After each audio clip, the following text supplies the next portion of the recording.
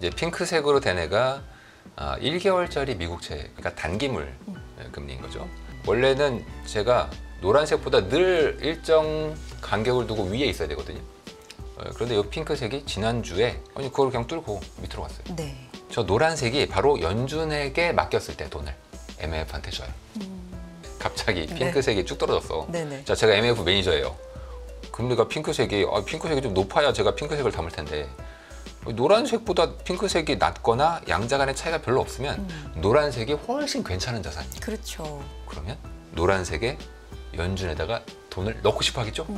연준에 다시 지금 넣고 싶은 욕구가 최근 2주 사이에 엄청나게 커졌다는 얘기입니다. 기울기를 보면 굉장히 급격하게 이 노란 선 밑으로 내려오는 시점, 이 시점과 기술주가 정체 내지는 엔비디아를 중심으로 급락했던 시점과 일치한다라고 보시는 거예요? 비트코인도 일치합니다. 비트코인도. 저는 이것이 근본원인이다.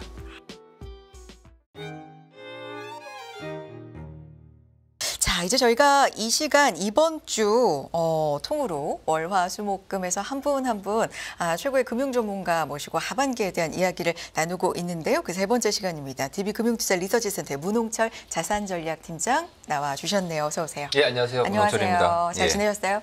뭐 한 달 동안 그럭저럭 지내려고 노력했는데 또 이제 투자자분들이 요즘 주요 주식이 힘들고 좀 이게 뭐 우연인지 필연인지 뭐 가상화폐도 특히 비트코인도 맞아요. 이 엔비디아와 비슷하게 좀 움직이면서 최근 한두 주 사이는 좀 많이 힘드신 것 같더라고요. 그 얘기를 좀 해주셨으면 좋겠고 보셨는지 모르겠지만 저희 요 시간대 일주일간 어벤져스 특집이에요. 저희 굿모닝 인포맥스. 이번 주가 그렇다고 하더라고요.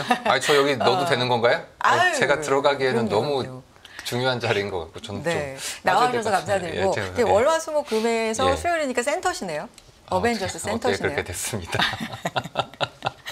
캡틴 아메리카 정도는 제가 좀 해줘야 되지 않겠습니까? 와, 좋아요. 나와주셔서 감사드리고 하나하나 시작해 보겠습니다. 말씀해 주신 것처럼 그럼 이 얘기 해볼까요? 왜 엔비디아와 뭐 가상화폐도 말씀해 주셨으니까 이 부분 사실 채권 이렇게 담당하고 글로벌 보시고 거시 보시면서 이런 얘기 먼저 꺼내시기 쉽지 않은데 쉽지 않고 사실 뭐 주식에 계신 분들도 왜 하필 잘 나가던 AI가 왜 하필 지난주 이번 주 이렇게 힘드냐 왜 하필 그동안 잘 나가다가 그리고 왜 하필 우연인지 필연인지 가상화폐 비트코인도 같이 가격이 빠지느냐에 대한 이유 혹시 들어본 적 있으십니까? 없어요.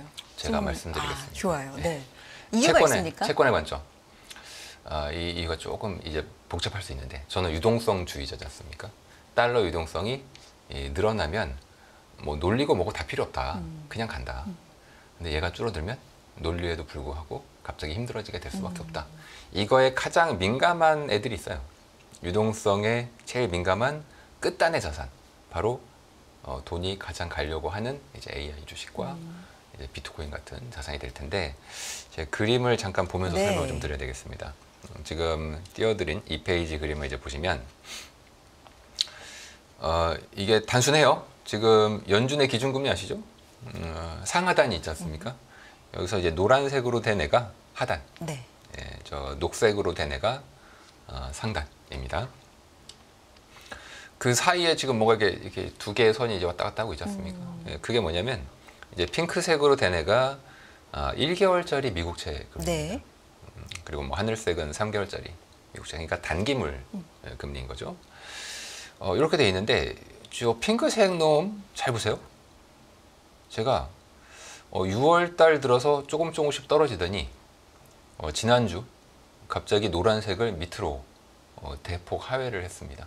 아주 급격한데요? 빠르죠. 뭐 지금 약간 다시 올라오긴 했는데 절대 레벨도 되게 낮고 원래는 제가 노란색보다 늘 일정 간격을 두고 위에 있어야 되거든요. 그런데 이 핑크색이 지난주에 슬금슬금 떨어지다가 지난주에 급기야 노란색. 뭐 기준금리 하단이잖아요. 우리가 기준금리를 왜 정합니까?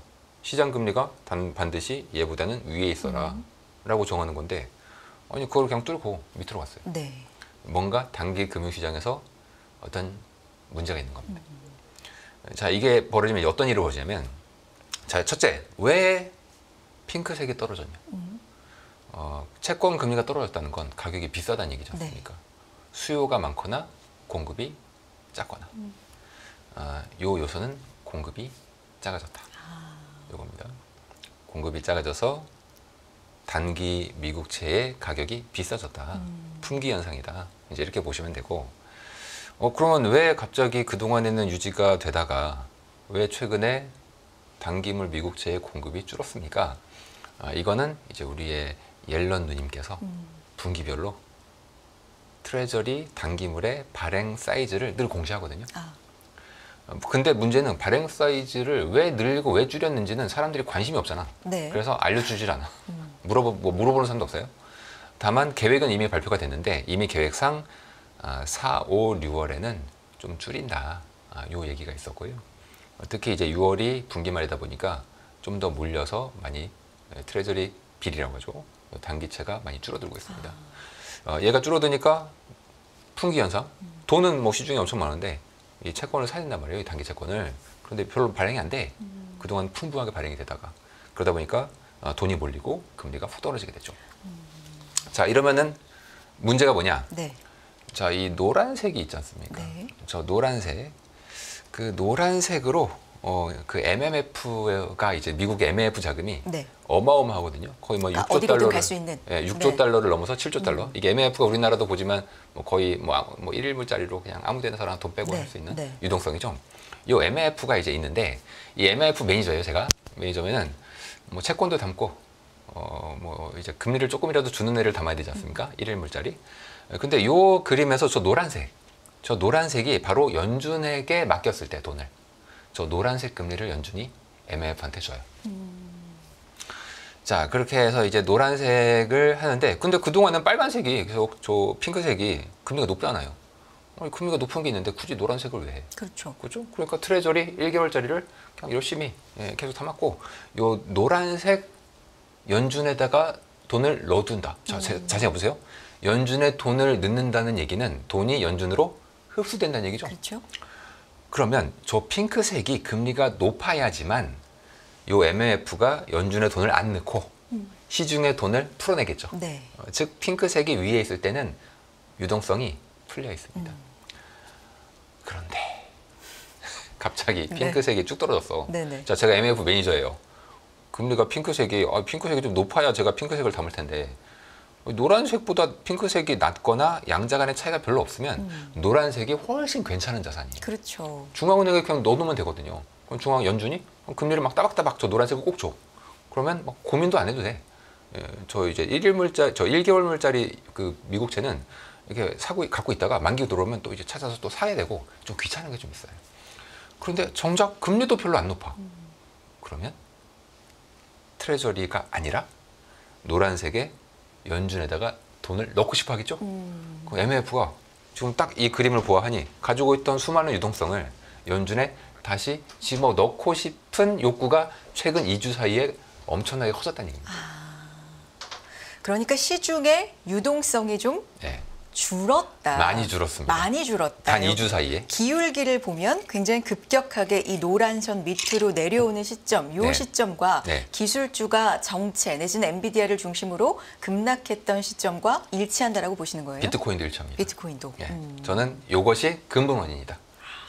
물론 뭐 틀렸으면 제가 틀렸다고 하겠습니다. 근데 제가 다른 분들이 왜 하필 이번 주 지난주냐에 대한 얘기를 제가 들어본 적은 없거든요. 근데 제가 단기 금융시장을 볼 때는 이러한 요상한 이제 흐름들과 유동성의 흐름이 있었기 때문에 우리가 원인을 알아야 이거 엔비디아 이제 조정 받는 거냐, 다시 갈 거냐, 그걸 누가 알아?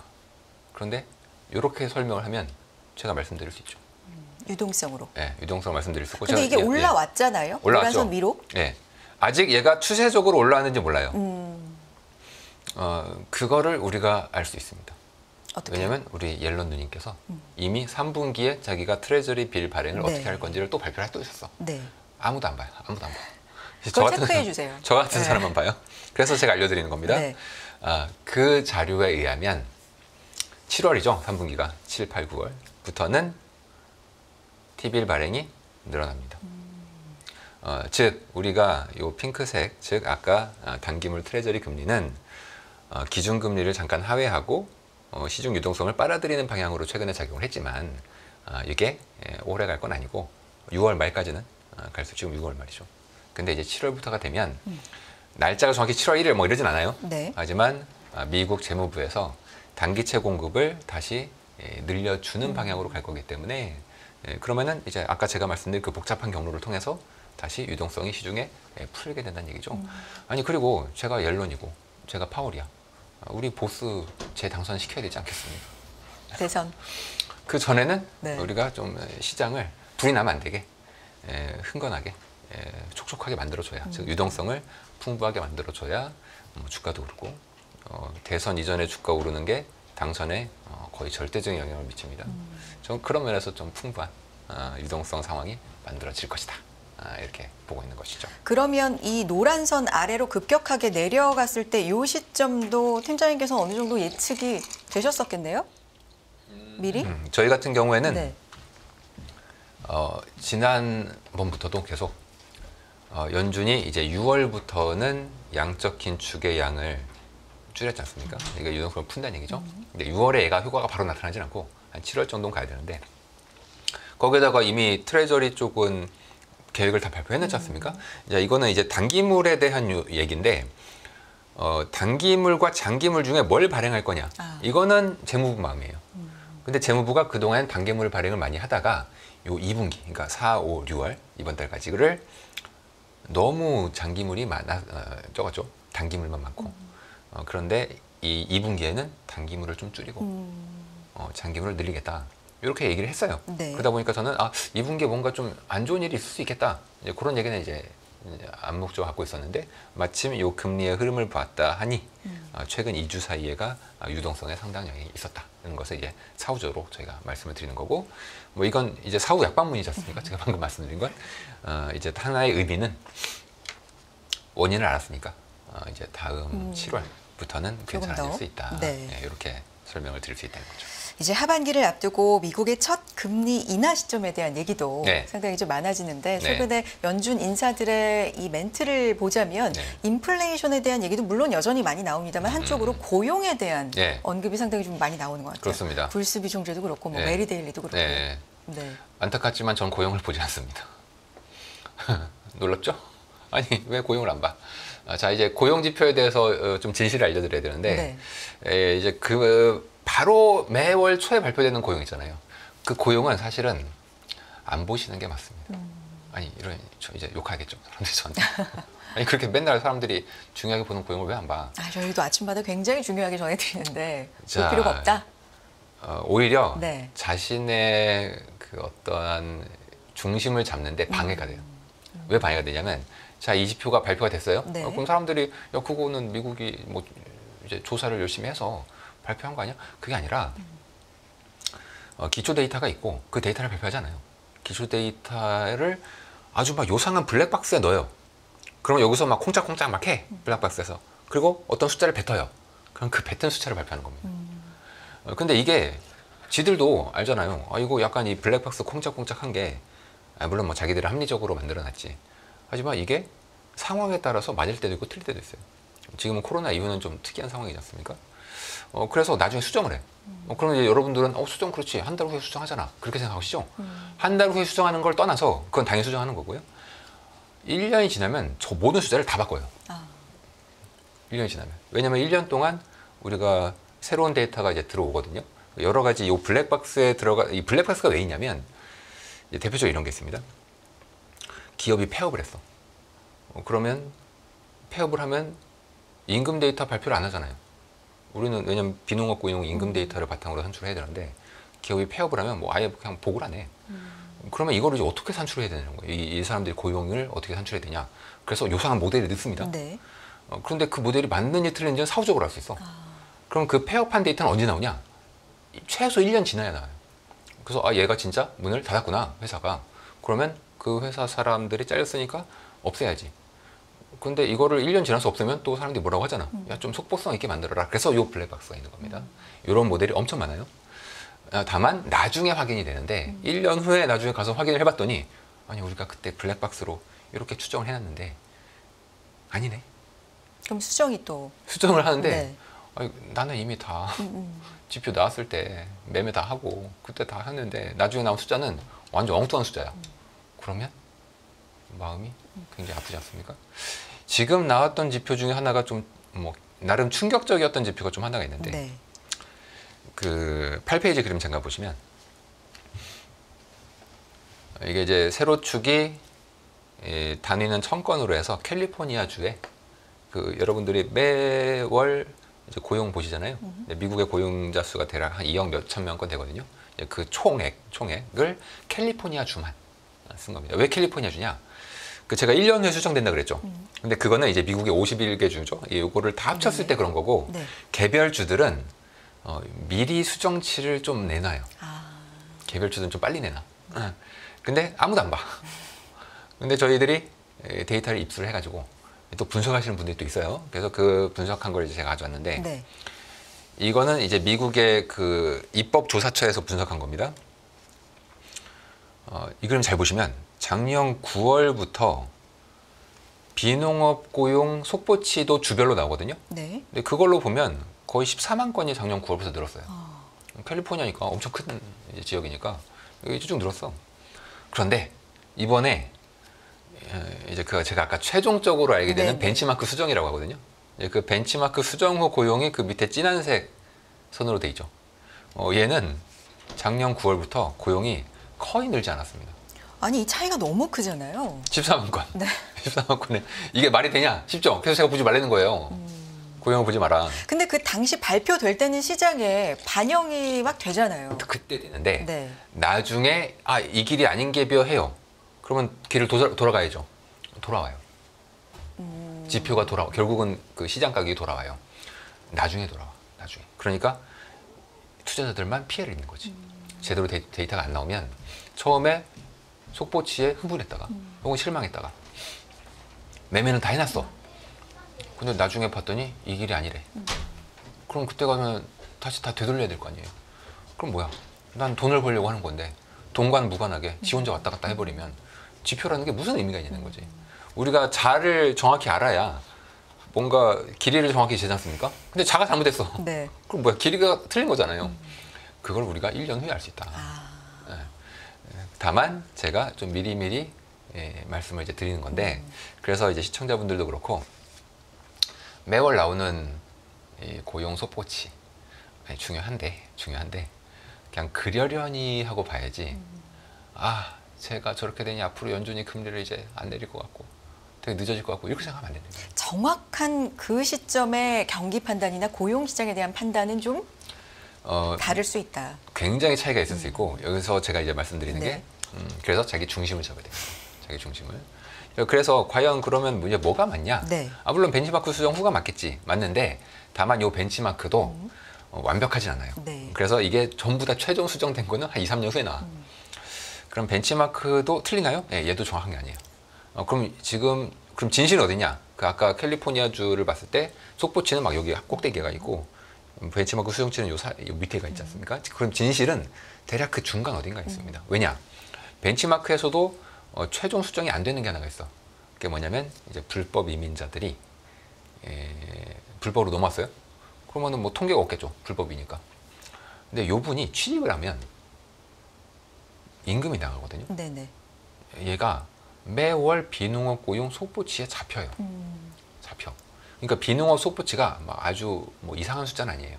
오히려 안 잡히는 숫자가 잡히는 경우가 좀 있어요. 그게 이제 이 불법 이민자라는 거죠. 네.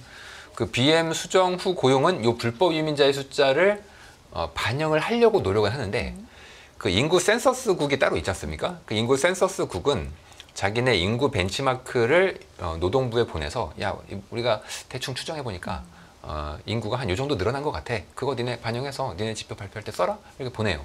근데 이 불법으로 들어온 건 이 센서스국에서도 정확히 잘 몰라.